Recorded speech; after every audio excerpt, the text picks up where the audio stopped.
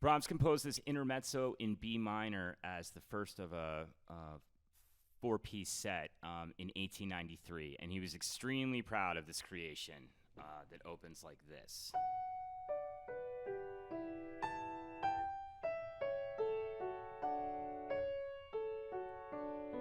Now, by 1893, Brahms was basically a sexagenarian. He was an incredibly successful composer in his time.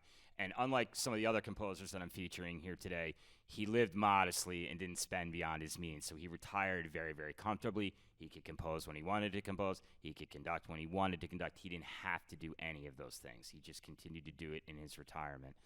But Brahms is also very much reflecting on life as a phenomenon, on aging as a phenomenon, and on death as a phenomenon of the human experience in these pieces. And these pieces have,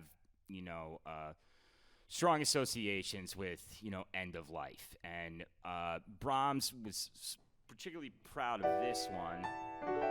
And he wrote a letter that's very famous to his friend Clara Schumann, okay, the wife of the late composer Robert Schumann, basically explaining to her that, look, this piece that I've just composed, I want you to try it, and it's really great, but it's extremely dissonant. But I promise you that if you take the time to go through and chart all the dissonances, you will see that they are prepared and resolved according to the precepts of traditional tonal voice leading. And this gives us a lot of insight into Brahms, because Brahms is very much interested in upholding and extending the classical tradition of the first, what we call the first Viennese school. That's Haydn, Mozart, Beethoven, also occasionally Schubert in there as well. So Brahms, a composer like Debussy or even a composer like Thelonious Monk, he might open the piece with these chords like this. Okay, and then go off and simply move from chord to chord, whatever gives them pleasure. That's certainly what Debussy would have done. He really didn't care about the traditional rules of voice leading, but Brahms did. And so Brahms introduces these dissonances in textbook fashion, and he introduces them as falling thirds, essentially.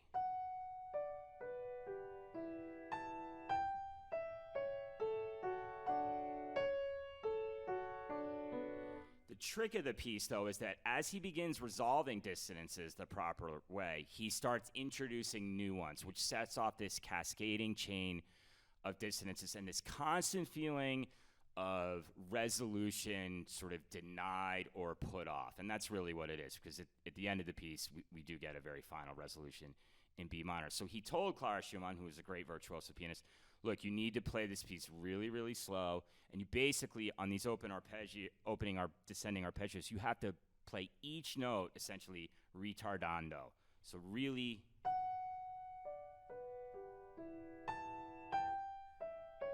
lean into them.